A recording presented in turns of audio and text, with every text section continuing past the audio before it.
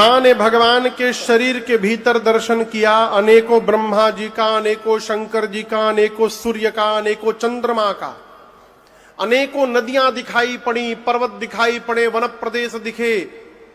मां ने काल कर्म ज्ञान गुण स्वभाव का दर्शन किया। मां ने उस माया को देखा जो माया जीव को फंसा के नचाती है। राम जी के आगे हाथ जोड़कर कांप रही थी, खड़ी थी। मां ने उस जीव को भी देखा जिसको माया नचाती है। मां ने उस भक्ति को भी देखा जो जीव को माया से बचाती है।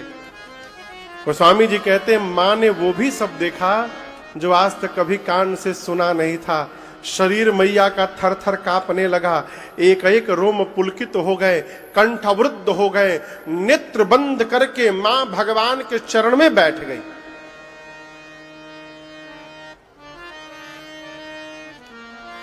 भगवान देखे कि मेरी मां हमारे रूप से डर गई। यहां दर्शन करिए, राम जी जैसे देखे न माई डर गई, भगवान तुरंत छोटे हो गए। ये कथा कहती है जीवन में ऐसा कोई व्यवहार नहीं करना चाहिए कि हमारे माता पिता को हमसे डर लगने लगे। आप समझ रहे हैं? जिस जीव से, जिस पुत्र से उसके माता पिता डरने लगते हैं, उसी दिन से उस पुत्र का दुर्भाग्य प्रारंभ हो जाता है। कई लोग पिता से कहते हैं आपको बोलने का ढंग नहीं आता, जिसने बोलना सिखाया हम उनको ढंग सिखा रहे हैं। जिस मां ने जगत को देखने लायक बनाया, उस मां को हम आंख दिखाते हैं। राम जी देखे कि मां डर गई मेरे रूप से, भगवान तुरंत छोटे बालक बन गए। बोले मैं वही हूं मां, आपका बच्चा ही हूं मैं। भय बहुरी शिशु रूप खरारी। लेकिन कौशल्या मैया तो देख चुकी थी। मां ने हाथ जोड़ लिया, कहा नाथ आपके रूप का दर्शन मिला आज। आप भले मेरे सामने छोटे हैं, लेकिन आज मैंने देखा है न आपके प्रारंभ का पता चल रहा था, न आपके अंत का पता चल रहा था। ये तो आपकी महानता है कि जो असीम है मेरे सामने सीमित होकर के बैठा हुआ है। ये आपकी महानता है।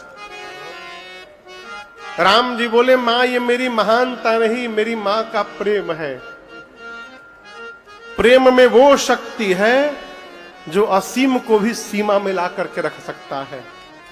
और मैं बार बार कथाओं में निवेदन करता हूं, ज्ञानी बनिए अच्छी बात है, पढ़िए अच्छी बात है, लेकिन दोनों बनने के पहले प्रेमी बनने का स्वभाव बनाइए। क्या बनिए? प्रेमी बनिए भगवान का। भगवान को प्रेम करिए। भगवान बहुत मंत्र सुन के प्रसन्न नहीं होंगे।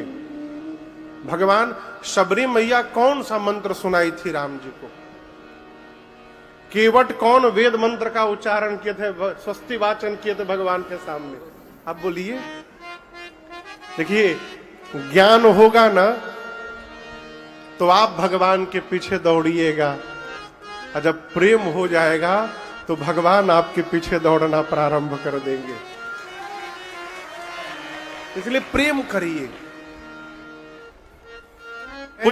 तब तक जो चतुर होता है चुपचाप उठ के निकल जाता है बाहर, अकेले जाएगा, पूरा पकौड़ी खाएगा, समोसा खाएगा, चाय पी के फिर आकर बीच में बैठ जाएगा। ये व्यवहार ठीक नहीं है। राम जी भाइयों के साथ मिलकर भोजन करते हैं। अनुज सखा संग भोजन करहि। प्रातः काल उठने के बाद राम जी सबसे पहला काम करते हैं, माता पिता श्रेष्ठ जनों को प्रणाम करते हैं। घर में संस्कार डालिए, बच्चे सवेरे जगे तो सबको प्रणाम करें। अब बच्चे बाद में करें, पहले आप प्रणाम करना प्रारंभ करिए अपने माता पिता को। जब हम अपने माता पिता को प्रणाम करेंगे तो हमारे बच्चे अपने आप हमको करने लगेंगे। और राम जी की सबसे बड़ी विशेषता मैं आपको बताऊं, आयसु मांगी करहि पुर काजा, देखि चरित हरसई मन राजा। राम जी कोई भी काम करने से पहले पिताजी से आज्ञा लेते हैं। क्या लेते हैं बोलिए। अब यहां एक बड़ा सूक्ष्म अंतर है, मैं आपको बताऊं। मान लीजिए आपको बंबई जाना है सूरत से। पिताजी बिस्तर पर है, बैठे हैं घर में। आप जाकर बोल रहे हैं पिताजी बंबई जा रहे हैं, प्रणाम। ये आज्ञा लेना नहीं हुआ, ये सूचना देना हुआ। ये बड़ा सूक्ष्म अंतर है। जब आप ये कहेंगे कि पिताजी हम बंबई जा रहे हैं, प्रणाम, तो पिताजी चुपचाप रहेंगे, कुछ बोलेंगे नहीं। आज्ञा क्या हुआ महाराज? आप जाकर कहेंगे पिताजी एक बड़ी आवश्यक कार्य आ गया है, बंबई जाना पड़ेगा, क्या आज्ञा है आपकी, जाएं कि न जाएं? तब पिताजी कह सकते हैं जाओ कि न जाओ। इसको कहते हैं आज्ञा लेना। आप समझ रहे हैं मैं क्या कह रहा हूं? जब आप श्रेष्ठ से अनुमति लेकर कोई व्यवहार करने जाते हैं तो फिर आप नहीं करते हैं, श्रेष्ठ के मुख से निकला आशीर्वाद ही आपसे वो कार्य पूर्ण करा देता है। हनुमान जी लंका गए नहीं है, हनुमान जी लंका भेजे गए हैं। आप समझ रहे मेरी बात को? हनुमान जी को राम जी ने भेजा है, जाकर विरह बल बताकर अशीघ्र वापस हनुमान जी आए हैं। तो राम जी के वचन से ही हनुमान जी जाएंगे और राम जी के वचन से ही हनुमान जी लौट कर आएंगे। दूसरी बात, कल्पना करिए आपके पिताजी बिस्तर पर लेटे हैं, वृद्ध हैं, चल फिर नहीं पाते, लेकिन जब आप जाकर उनसे पूछ पूछ कर कोई भी काम करिएगा ना, तो जैसे आप पूछ कर हटिएगा, आपके पिताजी सोचेंगे कितना लायक बेटा है, इस अवस्था में भी मेरे से पूछ पूछ कर व्यवहार करता है। उस पूछने से उनके हृदय को जो सुख मिलेगा और जो आनंद मिलेगा, वो आनंद दुनिया की कोई दवाई नहीं दे सकती आपके पिता को। यदि स्वभाव बने, राम जी का स्वभाव है, राम जी पूछ पूछ कर काम करते हैं। आयस मांग करहि पुर काजा, और ये चरित्र देखकर देख चरित हर सही मन राजा। भगवान पढ़ करके अयोध्या आए वापस, और गोस्वामी जी कथा को अब लेकर बक्सर गए। यहां बक्सर का कोई है? बक्सर का, बिहार बक्सर? एक लोग हाथ उठाए, दो तीन चार लोग हैं। बिहार में एक जिला है बक्सर, गंगा जी का किनारा है, वहां विश्वामित्र जी का आश्रम है। आइए चौपाइयों को पहले गाते हैं। बाबा बोले विश्वामित्र महा मुनि ज्ञानी, विश्वामित्र महा मुनि ज्ञानी, बसहि विपिन शुभ आश्रम जाने, बसहि विपिन शुभ आश्रम जाने, जहाँ जप यज्ञ जोग मुनि करहि, जहाँ जप यज्ञ जोग मुनि करहि, अति मारीच सुबाहु करहि, अति मारीच सुबाहु करहि, अति मारीच सुबाहु करहि, अति मारीच सुबाहु। गोस्वामी जी कहते हैं विश्वामित्र नाम के एक मुनि है, महामुनि है। कहां रहते हैं? बोलिए, जोर से बोलिए। बक्सर। कथा सुनते सुनते थक गए हैं ना आप लोग? हाँ? बक्सर में रहते हैं, ज्ञानी है, महामुनि है, लेकिन जब जब यज्ञ करते हैं तो मारीच और सुबाहु आकर इनके यज्ञ को विध्वंस कर देते हैं। चिंतित हैं विश्वामित्र जी कि बिना भगवान के ये पापी मरने वाले नहीं हैं, तो क्यों न चलकर भगवान को मांग कर लाया जाए। मन में भाव आया और तुरंत निकल पड़े, गए जाकर सरजू जी में स्नान किए और गए भूप दरबार। श्री दशरथ जी के राज दरबार के द्वार पर विश्वामित्र जी पहुंचे और भीतर सूचना भिजवाए। दशरथ जी सुने कि विश्वामित्र महामुनि आए हैं, ब्राह्मणों को लेकर दशरथ जी दौड़ करके दरबार पर पहुंचे हैं। यहां एक विधान आपको मैं बताऊं, कौन आया है तो कौन लेने जाएगा, इसको मर्यादा कहते हैं। इसी को अंग्रेजी में प्रोटोकॉल कहते हैं कि कौन आएगा तो उसको कौन रिसीव करेगा। भारत में भी किसी देश के प्रधानमंत्री आएंगे तो इसका प्रोटोकॉल है कि उनको कौन लेने जाएगा। राष्ट्रपति आएंगे तो कौन लेने जाएगा। यदि घर में गुरुजी आ रहे हैं तो गुरुजी को लेने के लिए ड्राइवर को नहीं भेजना चाहिए, स्वयं को जाना चाहिए। ये मर्यादा है। विश्वामित्र महामुनि आए हैं तो मंत्री नहीं आए हैं लेने के लिए। कौन आया है? स्वयं दशरथ जी महाराज। मिलना गयो लय विप्र ब्राह्मणों के समाज को लेकर गए मिलने के लिए। क्यों? विश्वामित्र महामुनि का आदर सत्कार स्वस्ति वाचन से होगा, वेद मंत्र से होगा। कहो, दशरथ जी महाराज पहुंचे हैं विश्वामित्र जी के पास और जैसे दर्शन हुआ, महाराज मुनिवर के चरणों में दंडवत कर गए। करी दंडवत मुनि ही सनमाने। जाकर दंडवत किया, उनका सम्मान किया, भीतर लेकर गए और ले जाकर बिठाया। कहां बिठाया? गुरु जी के सिंहासन पर नहीं, किसी मंत्री के सिंहासन पर नहीं, अलग किसी सिंहासन पर नहीं। कहां बिठाया? निज आसन बैठारे आनी। श्री दशरथ जी महाराज अपने राज सिंहासन पर ले जाकर बिठा दिए विश्वामित्र जी को। कल की परसों की कथा में मैं आपसे निवेदन कर रहा था, किसी के घर जाइए, सामने वाला आपका कितना आदर कर रहा है इसका पता कैसे चलेगा? वो किस प्रकार के स्थान को आपको देता है बैठने के लिए। श्री दशरथ जी महाराज उनको अपने राज सिंहासन पर बिठा दिए और स्वयं नीचे पांव पर बैठ गए। पांव में जल मंगाकर चरना पखारे किन्हीं अति पूजा। पांव पखारे, षोडशों प्रकार पूजन किए और बार बार कहते, मुनिवर मौसम आज धन्य नहीं दू। मेरे जैसा भाग्यशाली आज कोई नहीं है, मेरे जैसा भाग्यशाली कोई नहीं है।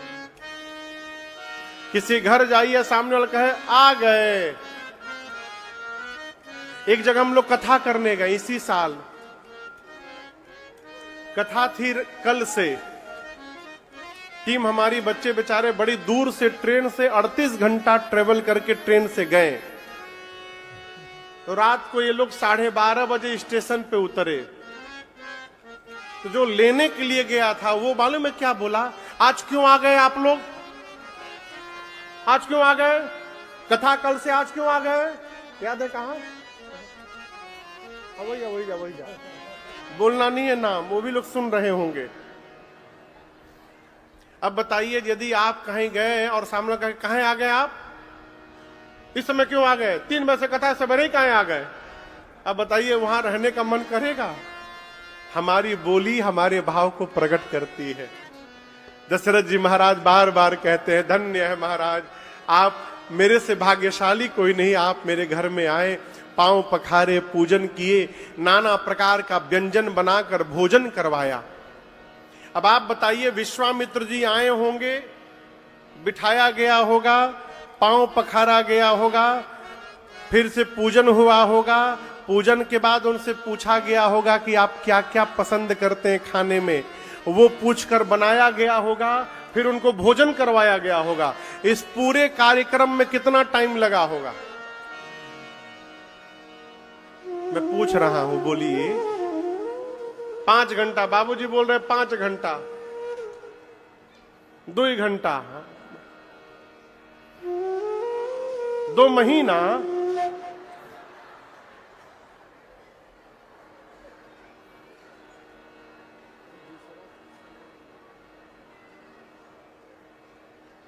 आप दूसरा कुछ सुन लिए। पंडाल बनाने के लिए नहीं पूछ रहा हूं मैं। कहां पंडाल में पड़े हैं? मैं पूछ रहा हूं कोई घर में आवे, आप उसको बिठाइए, पांव पखारिए, पूजा करिए, भोजन बनवाकर भोजन करवाइए। इसमें कितना टाइम लगेगा? 1 घंटा में ना होई, 2 घंटा में फाइनल करिए। चलिए 3 घंटा, 3 घंटा। इतना समय बीतने के बाद अब दशरथ जी महाराज चारों बच्चों को बुलाकर प्रणाम करवाएं। पुनि चरण अनि मेले सुत चारी। मेरा प्रश्न है, आपके घर कोई महात्मा आएंगे तो क्या 3 घंटा बाद आप प्रणाम करवाएंगे बुला के बच्चों को? बोलिए, कब करवाएंगे? तुरंत। दशरथ जी 3 घंटा काहे लगा दिए? ये बड़ा बड़ा सूक्ष्म विषय है। अच्छा, उदाहरण में आप समझिए। मान लीजिए गुरुजी 50 किलो के बोरा खोपड़ी पे लेके जा रहे हैं। गुरुजी कपारे पर बोरा लिए हैं 50 केजी का। चेला रास्ते में मिल गया, कहा गुरुजी रुकिए, हम आपको प्रणाम करेंगे। तो गुरुजी के कपारे पर बोझा है, गुरुजी कौन आशीर्वाद चेला को देंगे? सोचिए जरा आप। आशीर्वाद निकलेगा? कतई नहीं निकलेगा। दशरथ जी सोचे, विश्वामित्र जी बहुत दूर से आए हैं, चलते चलते थक गए होंगे। यदि थकान की अवस्था में मेरे बच्चे प्रणाम करेंगे तो हो सकता है हृदय से आशीर्वाद न निकले। इसलिए महाराज ने पहले पांव पखारा, पूजन कराया, भोजन करवाया और देखा कि अब विश्वामित्र जी प्रसन्न हो गए हैं, अब मेरे बच्चे प्रणाम करेंगे तो हृदय से आशीर्वाद निकलेगा, इसलिए बाद में बुला करके प्रणाम करवाया। और जैसे राम जी ने प्रणाम किया, राम जी को देखते विश्वामित्र जी अपनी सुध बुध खो गए, हेराई गए। मैं कौन हूं, कहां से आया हूं? श्री दशरथ जी महाराज ने कहा विश्वामित्र जी से, मुनिवर बताइए आप क्यों आए हैं? अब बताइए। के ही कारण आगमन तुम्हारा, कहू सुकरत न लावऊ बारा। आप एक बार कहिए, मैं तुरंत पूरा करूंगा, आप क्यों आए हैं? विश्वामित्र जी सोचे महाराज स्वयं पूछ रहे हैं।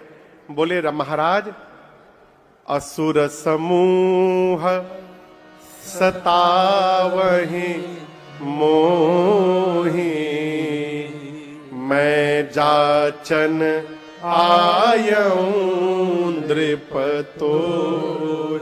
राजन, मुझे असुरों का समूह सता रहा है, मैं आपसे कुछ मांगने आया हूं। महाराज बोले, मांगिए मांगिए, तुरंत दूंगा। विश्वामित्र जी बोले, पहले सुन तो लीजिए क्या मांग रहा हूं। अनुज समेत देहु रघुनाथा, निशिचर बध में हो बसना। श्री विश्वामित्र जी ने कहा, छोटे भैया के साथ राम जी को मुझे दे दीजिए। और आपको बताऊं, जैसे राम जी को मांगा, श्री दशरथ जी महाराज का चेहरा उतर गया, पूरा शरीर कांपने लगा। बोले, मुनिवर, मैंने आपको मांगने के लिए कह दिया, इसका अर्थ ये नहीं होता है कि आप कुछ भी मांग देंगे हमसे। आपको मांगने का ढंग नहीं आता है। कैसे कैसे जीवन के चौथेपन में 4 पुत्र मुझे प्राप्त हुए हैं, ये मैं जानता हूं कि मेरे गुरुजी जानते हैं। आप राम को मांगने आ गए। मैं आपसे एक बात कहना चाहता हूं, विचार करिए ना। राम में 2 अक्षर हैं। मैं आपसे कह रहा हूं, भूमि मांग लीजिए ना, भूमि में भी 2 अक्षर हैं, जितनी कहिएगा उतनी भूमि दे दूंगा। भूमि मांगिए। विश्वामित्र जी बोले भूमि नहीं चाहिए। महाराज बोले धन में भी 2 अक्षर है, धन मांग लीजिए, जितना कहिएगा उतना दे दूंगा। बोले धन भी नहीं चाहिए। चक्रवर्ती जी बोले फिर कोष में भी 2 अक्षर है, कोष, कोष मांग लीजिए, अयोध्या का सारा कोष लुटा दूंगा आप पर, पूरी खजाना दे दूंगा, मांगिए कोष मांग लीजिए। बोले कोष नहीं चाहिए। विश्वामित्र जी से दशरथ जी बोले गौ में भी 2 अक्षर है, गौ में, जितनी गौ मांगिएगा उतनी गौ दे दूंगा, मांगिए ना, मांग लीजिए, गौ मांग लीजिए। बोले गौ भी नहीं चाहिए। महाराज बोले अब क्या बोलूं? बोले देखिए प्राण में भी 2 ही अक्षर होते हैं, आप राम के जगह मुझसे मेरा प्राण मांग लीजिए ना, आप मांगिए, मैं तुरंत प्राण निकाल करके दे दूंगा आपको, मैं विलंब नहीं करूंगा, मैं वचन देता हूं। आपने मांगा नहीं कि मैं अपना प्राण दे दूंगा आपको। मुनिवर मैं प्राण तो दे सकता हूं, लेकिन अपने राम को नहीं दे पाऊंगा मैं आपसे। मैं सत्य कहता हूं, राम देत नहीं बनई। इतना बोलकर महाराज रोने लगे। आप किसी से कुछ मांगने जाइए, सामने वाला आपके मांगने से पहले कहे अभी दे दूंगा, मांगिए तुरंत दे दूंगा, और आपके मांगते ही मना कर दे नहीं दूंगा, आपको कैसा लगेगा? क्रोध आएगा कि प्रेम आएगा? बोलिए, क्रोध आएगा ना। लेकिन आपको बताऊं, जब दशरथ जी ने मना किया कि नहीं दूंगा, तो विश्वामित्र जी को क्रोध नहीं आया, आनंद आया। विश्वामित्र जी मन में झूम उठे, बोले धन्य है महाराज, आज मुझे पता चला है कि राम हम महात्माओं को छोड़ करके एक गृहस्थ के घर में क्यों अवतार लिए हैं, आज पता चला है। क्यों? एक महात्मा होकर मैं राम को जितना प्रेम नहीं कर पा रहा हूं, आप गृहस्थ होकर राम को उतना प्रेम कर रहे हैं। आप धन्य हैं हमसे महाराज, धन्य है। लेकिन राम जी को तो ले जाना है ना। विश्वामित्र जी ने गुरुदेव भगवान वशिष्ठ जी से इशारा किया, चेले को समझाइए। तब वशिष्ठ जी, तब वशिष्ठ बहुविधि समझावा। गुरुदेव भगवान ने अनेक प्रकार से समझाया। महाराज राम को मैंने शिक्षा दे दी है, अब आयुध की शिक्षा इनको विश्वामित्र जी देंगे, इसलिए विदा करिए। गुरु जी बोले महाराज आपके 4 पुत्र यज्ञ से प्राप्त हुए हैं, और उसी यज्ञ की रक्षा के लिए विश्वामित्र जी मांग रहे हैं, आप मना नहीं कर सकते कि नहीं दूंगा। गुरुदेव भगवान ने यह भी कहा कि मैंने राम की कुंडली देखी है, जब तक ये बाबा जी के साथ अयोध्या से बाहर जाएंगे नहीं, तब तक आपके घर में बहू नहीं आएगी। महाराज जैसे सुने कि जाएगा तो बहू लेकर आएगा, महाराज तुरंत आंसू आंसू पोंछ के तैयार हो गए। अति आदर दूतनय बुलाए, अति आदर दूतनय बुलाए, हृदय लाए बहु